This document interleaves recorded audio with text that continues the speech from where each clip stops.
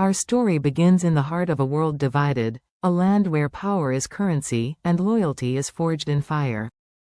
It is a place where kingdoms rise and fall with the turn of the seasons, and shadows whisper tales of heroes and legends.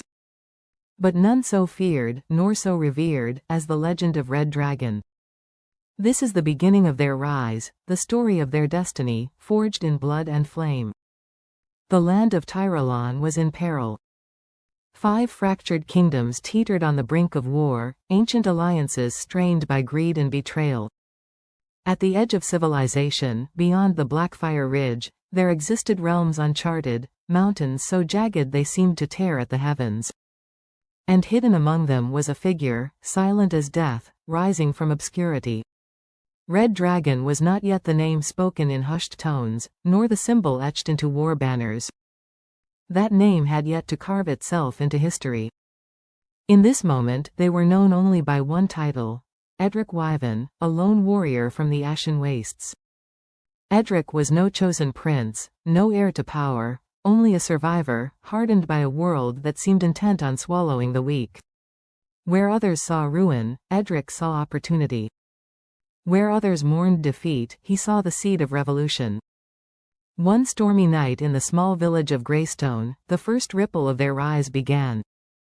The villagers, simple folk accustomed to the monotonous struggles of existence, had little reason to believe the storm meant anything more than rain on tilled soil. But Edric knew better. Approaching the flickering torchlight of a tavern's entrance, cloak heavy with rain, he carried with him a blade unlike any weapon the villagers had seen before, a sword forged of crimson steel, glowing faintly as if the embers of a dying fire burned within.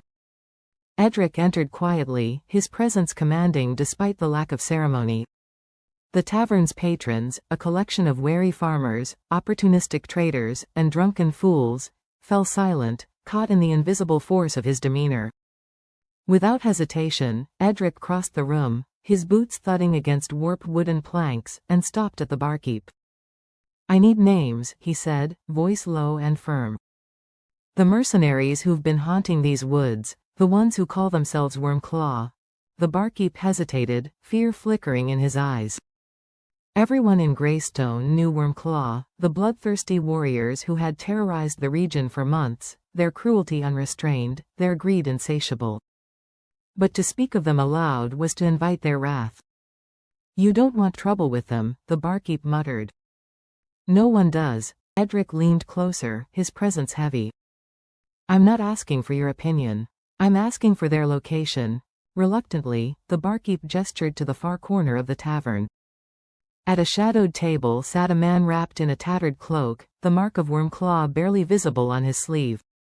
Edric strode over, tension rippling through the room like lightning.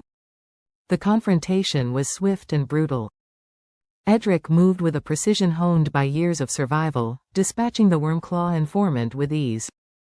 It wasn't done with malice, it was business, calculated and clean. Around the room, faces turned pale. No one dared to stop him as he seized a map from the fallen mercenary's satchel, scanning briefly before tucking it under his cloak. The storm howled louder now, its fury matching the energy rising within Edric. He turned to face the stunned patrons of the tavern. "Greystone's days of fear are over," he declared, his voice cutting through the noise. "Tonight, the storm marks my arrival. Tomorrow, it marks the fall of Wormclaw, and the rise of something greater."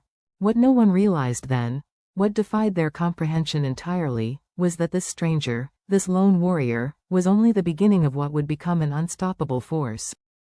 A storm had indeed arrived in Tyrolon, but it was not wind or rain. It was an ember, ignited in darkness, and soon, all would feel the burning wrath of Red Dragan. This was only the first chapter of a tale that would shake the land to its core. To be continued.